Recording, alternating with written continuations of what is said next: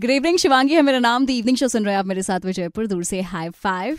Well यहाँ मेरे साथ में है नारायणा मल्टी स्पेशलिटी हॉस्पिटल से डॉक्टर निखिल चौधरी। नमस्कार जयपुर, मैं doctor Nikhil Chaudhary Narayana multi speciality hospital में सीनियर कार्डियोलॉजिस्ट हूँ। तो जैसा कि अभी हमने बात की डॉक्टर से, डॉक्टर ने हमें अरिथमिया के बारे में बताया। सर, सिम्टम्स क्या क्या हो सकते हैं अरिथमिया के? तो हम जब भी अरिथमिया की बात करते हैं, 2-3 वेरिएंट्स होते हैं इसके। एक के अंदर जो दिल की धड़कन होती है वो कम हो जाती है। तो नॉर्मल हार्ट बीट हम कहते हैं 60 से 100 के बीच होती है। तो जब धड़कन 60 से कम हो जाती है उसको हम ब्रेडिकार्डिया कहते हैं। जब 100 से ज्यादा हो जाती है उसको टैकीकार्डिया बोलते हैं। सिम्टम्स पेशेंट को होते हैं, पेशेंट को अपनी दिल की धड़कन कभी कभार असामान्य महसूस होती है। आप सब देखेंगे कभी भी आपको अपने धड़कन का एहसास नॉर्मली नहीं होता, बट कभी कभी पेशेंट्स को, स्पेशली जब फास्ट हार्ट बीट हो जाती है, तो पेशेंट्स को अपनी धड़कन का एहसास होने लगता है। तो हम साइंटिफिक लैंग्वेज में पैल्पिटेशंस बोलते हैं। तो पेशेंट को अगर पैल्पिटेशंस का एहसास हो रहा है तो वो एक एबनॉर्मल रिदम की साइन हो सकता है।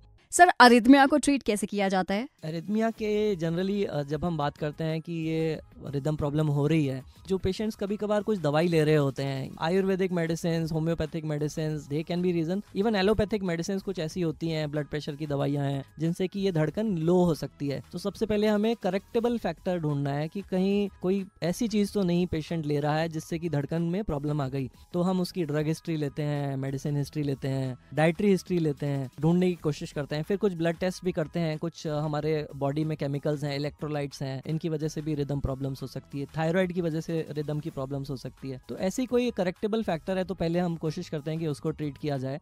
उसके बावजूद भी अगर पेशेंट को परसिस्ट करती है प्रॉब्लम, तो हम सबसे पहले कुछ ड्रग्स होती हैं, जैसे कभी धड़कन कम है तो धड़कन बढ़ाने की ड्रग्स देते हैं, धड़कन बढ़ी भी रहती है तो धड़कन को कम करने की, नियंत्रित रखने की दवाइयाँ देते हैं। तो बहुत तरह की दवाइयाँ हैं। ऑफ कोर्स इंपॉर्टेंट है कि आप पहले मेडिकल अटेंशन लें, डॉक्टर आइडेंटिफाई करे कि आपकी क्या प्रॉब्लम है।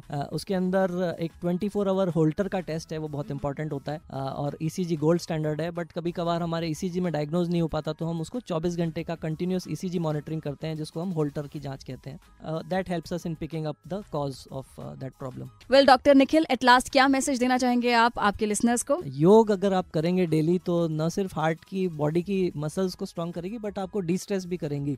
साथ में हम लोग डाइट पे बहुत ध्यान देते हैं। सारे पेशेंट पूछते हैं क्या खाएं।